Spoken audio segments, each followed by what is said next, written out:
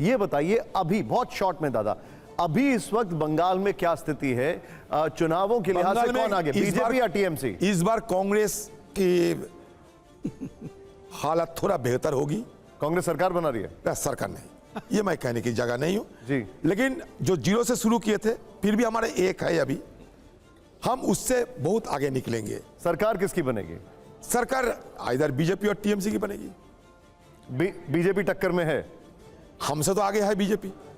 ठीक है, बिल्कुल आगे है। ठीक। Dinesh sir Dinesh quick take. Dinesh your sir. आप करेंगे लेफ्ट के साथ?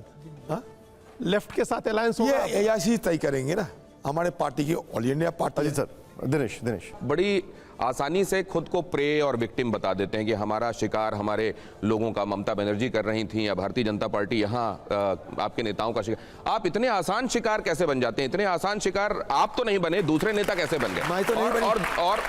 और एक बात और जानना चाहता हूं, लोग ये भी कह रहे हैं कि कहीं आप भी भारतीय जनता पार्टी की डगर आज नहीं तो कल पकड़ तो नहीं लेंगे, क्योंकि मोदी जी आपको लेके कदरन सॉफ्ट रहते हैं। मोदी जी के साथ हमारा व्यक्तिगत रिश्ता तो खराब नहीं है, प्रधानमंत्री है, यो दुश्मन तो नहीं है मेरा।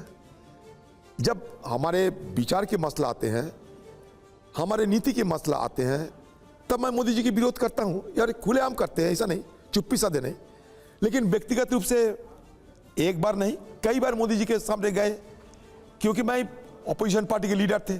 मान लीजिए कि विजिलेंस कमिश्नर कौन बनेगी, सीबीआई डायरेक्टर कौन बनेगी, सेंट्रल इलेक्शन कमीशन कौन बनेगी, ये चर्चा करने के लिए जाना ही पड़ता थे। तो व्यक्तिगत रूप से तो मेरा कोई साथ कोई दुश्मनी नहीं था, आज भी नहीं है। लेकिन जब नीतिगत मसला आते हैं, आदर्श के सवाल आते हैं, उसूलों की मसला आते हैं, खुलेआम करते हैं मोदी जी की विरोध। और मोदी जी को विरोध करते हुए मुझे सदन से बाहर भी कर दिया गया, निलंबित कर दिया गया था मेरे को, क्योंकि मैं मोदी जी को आलोचना किए थे, मोदी जी के खिलाफ बात उठाई थी, इसलिए मुझे सदन से निकाले भी गए थे। दादा आपको भी जल्दी है, थोड़ा समय भी कम है, अब मैं जल्दी आपसे कुछ सवाल पूछता हूं। आपने कहा कि टीएमसी जो है वो गुंडागर्दी करती है, अपराधियों के दम पर चुनाव जीतती है। टीएमसी के लोग कहते हैं कि अधीर रंजन चौधरी जो हैं वो भी कोई दूध के धुले नहीं है। हमारी रिसर्च टीम ने आपके बारे में कुछ जानकारियां जुटाई हैं। स्कूल की पढ़ाई बीच में छोड़कर आप नक्सली आंदोलन में जुड़ गए, पढ़ाई के दौरान ही रिवॉल्वर चुरा ली, एक नेता की हत्या का आरोप रहा है, जेल गए हैं, आपके ऊपर सरकारी अधिकारियों को पीटने का मुकदमा है, हत्या के प्रयास का मुकदमा है, धमकाने के मुकदमे हैं, तोड़ फोड़ के मुकदमे हैं, और तो और अश्लील गाने और शब्दों के इस्तेमाल के भी मुकदमे हैं।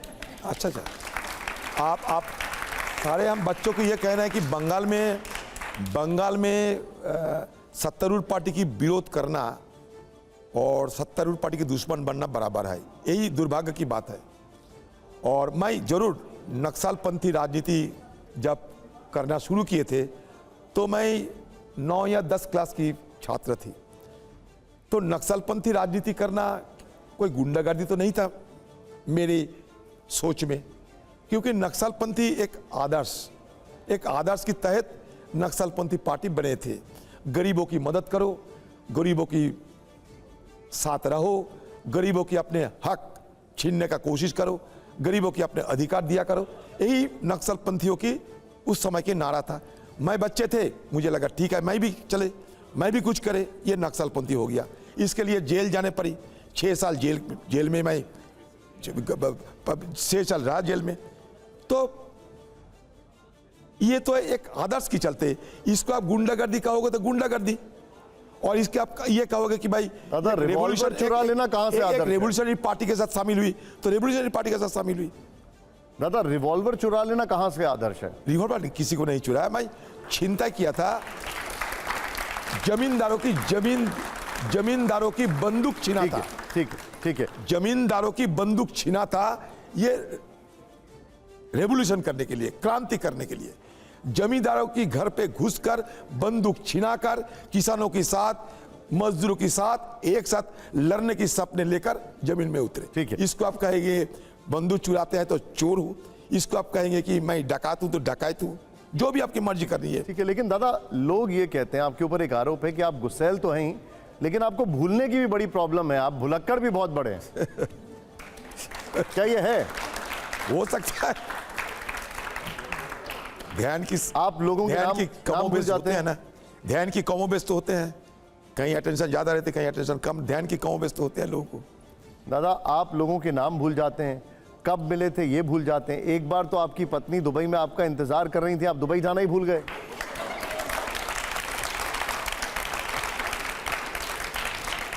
ये सच बात है कि नहीं है दादा? हाँ, बात तो सच है, गलत हुई थी, ये बात सच है। सच है। उनकी बर्थडे पे मुझे बुलाई गई थी। हाँ। और दादा- सही मायने में आपकी पोल पट्टी कोई खोलना चाहता है, एक बार सुन लेते हैं, जरा प्ले करिए। भुलक्कड़ तो है, लेकिन घर के मामले में ज़रूर है। अपना जन्मदिन भूल जाते हैं, हमारी जन्मदिन भी भूल जाते हैं। और उनका जन्मदिन कैसे भूले, तो वही दुबई कहानी है। मैं उस टाइम दुबई में थी और उनको मैंने कहा कि मैं तो आ नहीं पाएंगे, आप आ जाओ। तो उनका टिकट विकेट करके सब करके भेज दिया। मैं एयरपोर्ट आके रुकते गए कि अभी आ जाएंगे, लेकिन वो आए नहीं, फ्लाइट आ गया।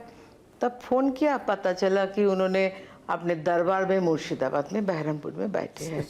मैं जब फ़ोन किया, कहा कि ओ हो, मैं तो भूल गए, जाना भूल गए। तो मतलब he is this kind of casual actually. दादा ये क्या था?